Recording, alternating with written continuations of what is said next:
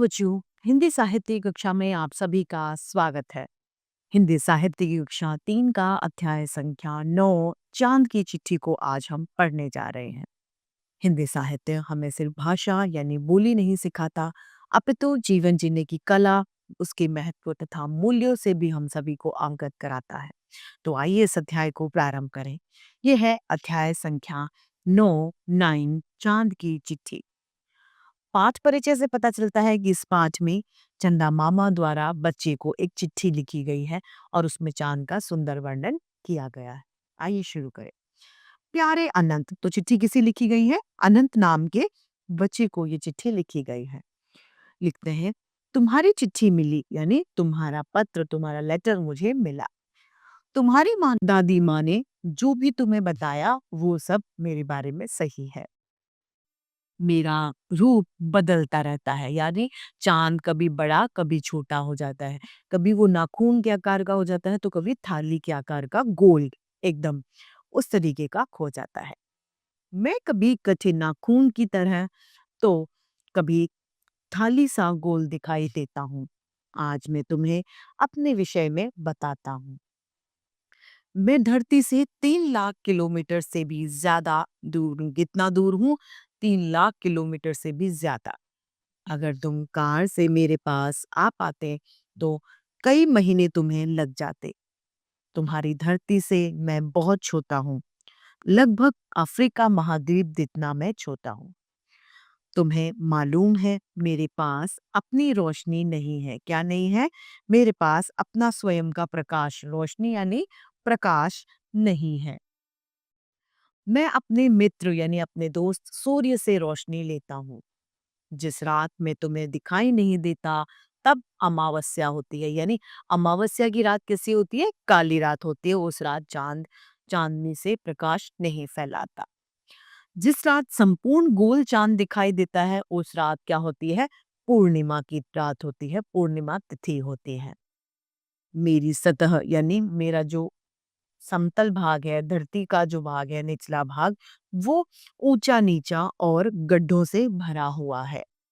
Oxygen न होने की वजह से यहाँ पर पेड़ पौधे और पक्षी नहीं है, क्योंकि चांद पर क्या नहीं है? ऑक्सीजन नहीं है। जब मेरे पास आओ तो साथ में अपने लिए ऑक्सीजन जरूर लाना। जब चांद पे जो लोग जाते हैं वो क्या करते हैं? ऑक्सीजन लेके जाते हैं ताकि उन्हें सांस आ सके। और तुम्हें और बातें बताऊंगा, तब मैं तुम्हें और बातें बताऊंगा, तुम्हारे चंदा मामा। और यह अध्याय समाप्त होता है। तो इसी के साथ हमारा यह अध्याय चंदा मामा की चिट्ठी समाप्त होती है। फिर से हिंदी साहित्य की कक्षा में ऐसे रोचक अध्याय लेके आप सभी के समक्ष हम उपस्थित होते रहेंगे। आज के लिए इतना ही, फिर मिलते हैं। धन्यवाद। प्यारे बच्चों, आज हम पार्ट 9 चांद की चिट्ठी का अभ्यास कार्य करेंगे। तो सबसे पहले आते हैं बहुविकल्पीय प्रश्न पर। चलिए, प्रश्न क्या है? रूप बदलता रहता है चांद, कभी घटता है कभी बढ़ता है। चांद दिखाई नहीं देता अमावस्या को। चांद पर नहीं है ऑक्सीजन। चांद है गोल। अब आते हैं हम लिखित ज्ञान पर। सही कथन के सामने सही तथा गलत कथन के सामने गलत का चिन्ह लगाएं। चांद धरती से 3 लाख किलोमीटर दूर है। सही। चांद पूर्णिमा को दिखाई नहीं देता। गलत। पूर्णिमा को ही वो पूरा दिखाई देता है, अमावस्या को नहीं दिखाई देता। चांद अपना रूप नहीं बदलता। गलत। बदलता है, घटता है, बढ़ता है। चांद पर जीवन नहीं है। सही। प्रश्न नंबर 2, निम्नलिखित प्रश्नों के उत्तर लिखिए। चांद पृथ्वी से लगभग कितनी दूर है? लगभग 3 लाख किलोमीटर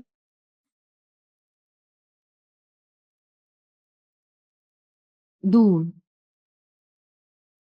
अगला प्रश्न है, चांद किससे रोशनी लेता है?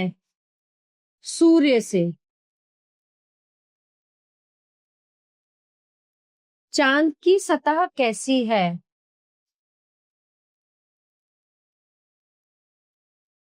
चांद की सतह में गड्ढे हैं।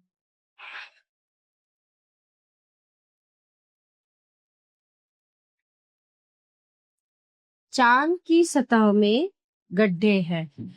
पूर्णिमा कब होती है? जब चांद पूर्णिमा कब होती है? जब चांद पूरा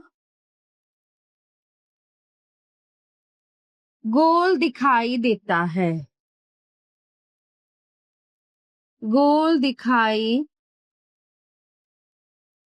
देता है। तो प्यारे बच्चों, इस पाठ का अभ्यास कार्य यहीं पे समाप्त होता है। मिलते हैं अगली कक्षा में। धन्यवाद।